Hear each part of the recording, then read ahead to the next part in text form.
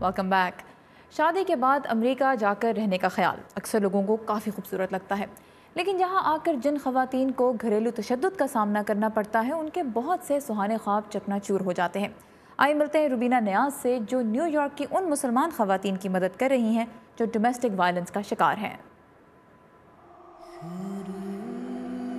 New York کی سڑکوں پر چلتے پھرتے آپ کو ہر رنگ اور نسل کی خواتین نظر آتی ہیں، لیکن یہ کوئی نہیں جانتا کہ اس دوڑتے بھاگتے ہجوم میں کتنی ہی عورتیں اپنے اندر کوئی ایسا درد چھپائے ہوئے بھی ہیں جسے اکثر ان کا ذاتی معاملہ سمجھ کر نظر انداز کر دیا جاتا ہے۔ تو وہ اپنے ابیوسو ہسبینڈ سے ڈر کے اپنے دفتر کی ٹیبل کے نیچے چھپی ہوئی تھی اور وہ گھر نہیں جا سک رہی تھی۔ یہ ہے روبینہ نیاز، نیو یارک سٹی میں گھریلو تشدد کا شکار مسلمان خواتین کی مدد کرنے والے پہلے ادارے turning point for women and families کی بانی اور CNN ہیرو کا اعزاز حاصل کرنے والی ایک پاکستانی امریکن خاتون، اور ایک ایسی عورت جو اجنبی ملک میں رہتے ہوئے گھریلو تشدد کا شکار بننے کی تکلیف بخوبی سمجھتی ہے۔ جب میں شادی ہو کے یہاں آئی تو میں نے خود اپنے آپ کو سچویشن میں پایا اور بہت اکیلا محسوس کیا۔ تو جب میری ڈیورس ہوئی اور اس کے بعد مجھے ذرا سا ہوش آیا تو اس وقت میں نے تہیہ کیا کہ میں اپنی باقی زندگی ڈیڈیکیٹ کر دوں گی اس مسئلے کو باہر لانے کے لیے۔ لیکن روبینہ نے نیو یارک کی صرف مسلمان خواتین کی مدد کرنے کو ہی اپنا مقصد کیوں بنایا؟ 9/11 جب ہوا اور اس کے بعد میں نے دیکھا کہ ہماری کمیونٹی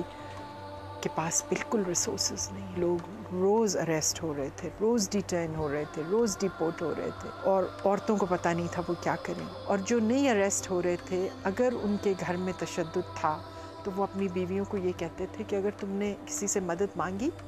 تو مجھے اریسٹ کر کے ڈیپورٹ کر دیں گے، تم کیا کرو گے؟ تو ایک اور کنٹرول کرنے کا وسیلہ ان کے پاس آ گیا۔ ہماری مسلمان عورتیں اپنی جان بچا کے مین اسٹریم شیلٹرز میں جاتی ہیں تو وہ 2-3 دن کے بعد واپس بھاگ کے اسی ابیوزر کے پاس واپس چلی جاتی ہیں، کیونکہ وہ شیلٹرز کے جو ورکرز ہیں ان کو پتہ نہیں ہم لوگوں کے ساتھ کیسے کام کرنا ہے۔ ٹرننگ پوائنٹ کا عملہ خواتین کی حفاظت اور ان کے متعلق معلومات کو صیغہ راز میں رکھنے کے بارے میں اس قدر سنجیدہ ہے کہ اس کے دفتر کا پتہ کہیں شائع نہیں کیا جاتا، اور نہ ہی ہم آپ کو دکھا سکتے ہیں کہ یہ نیو یارک کی کس سڑک پر واقع ہے۔ بس ایک فون نمبر ہے جس پر مصیبت میں گھری خواتین مدد کے لیے کال کر سکتی ہیں۔ ہمارا کام یہ ہے کہ پہلے تو اس کو ہم قانون کا بتائیں کہ اس کو پروٹیکشن کیا اویلیبل ہے، اس کے بعد وہ اپنے آپ اور اپنے بچوں کو کس طرح پروٹیکٹ کر سکتی ہے۔ ہماری کوشش ہوتی ہے اس کو انکریج کریں کہ وہ انگلش سیکھے تاکہ اگر اس کو جاب کی ضرورت ہو تو وہ جاب کر سکے۔ ہمارے پاس سپورٹ گروپ ہے، ہر ہفتے سپورٹ گروپ ہوتا ہے، دوسری عورتیں جو ہمارے پاس آتی ہیں مدد کے لیے ان کے ساتھ وہ ملیں تاکہ وہ 1 on 1 بات کر سکیں اور ان کو یہ سمجھ آئے کہ ہم اکیلے نہیں ہیں۔ گھریلو تشدد کے خلاف روبینہ نیاز کی کوششیں صرف اس کا شکار خواتین تک ہی محدود نہیں، بلکہ ان کا ادارہ ایسی ورک شاپس بھی منعقد کرتا ہے جہاں نوجوان لڑکیوں میں قائدانہ صلاحیتیں اور خود اعتمادی پیدا کرنے کی کوشش کی جاتی ہے تاکہ آگے چل کر وہ گھر کے اندر اور باہر اپنے جائز حقوق کے لیے آواز اٹھا سکیں۔ میں اب بہتر طریقے سے بات کر سکتی ہوں اور پر اعتماد محسوس کرتی ہوں، اور مجھے لگتا ہے کہ میں تبدیلی لا سکتی ہوں۔ میں نے یہ سیکھا ہے کہ اگر لوگ کسی چیز کو آپ کے خلاف استعمال کریں تو آپ کو لڑائی کے بجائے کس طرح بات کرنی چاہیے۔ روبینہ کہتی ہیں کہ نیو یارک کی مسلمان کمیونٹی اور خاص طور پر مردوں کو اس ادارے کا ساتھ دینے پر آمادہ کرنا آسان نہیں تھا، تاہم امام صاحبان نے اس سلسلے میں ان کی بہت مدد کی۔ کئی سال پہلے جب روبینہ خود گھریلو تشدد کا سامنا کر رہی تھیں تو انہیں توقع نہیں تھی کہ ایک دن وہ دوسروں کی مدد کے قابل ہوں گی، لیکن وہ کہتی ہیں کہ اس مسئلے کے مؤثر حل کے لیے انہیں اپنی کمیونٹی کی مزید مدد کی ضرورت ہے۔ مجھے کہا ہے لوگوں نے کہ یہ ہمارا تو مسئلہ نہیں ہے،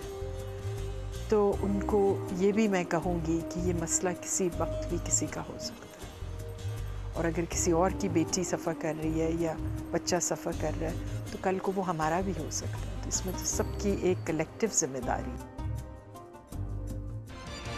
خبروں سے آگے میں اب دیکھیے پاکستان کے اہم معاملات پر آپ کی اپنی رائے۔ ہم رکھ رہے ہیں آپ کے سامنے پاکستان کو درپیش چیلنجز، جن کے حل کے لیے آپ اپنی تجاویز ہمیں بھیج سکتے ہیں فیس بک پر تحریری اور ویڈیو پیغامات کے ذریعے۔ اپنی سوچ کو الفاظ دیجیے اور ہمیں بتائیے کہ اگر پاکستان کو درپیش مسائل حل کرنے کا موقع آپ کو ملتا تو آپ کیا کرتے؟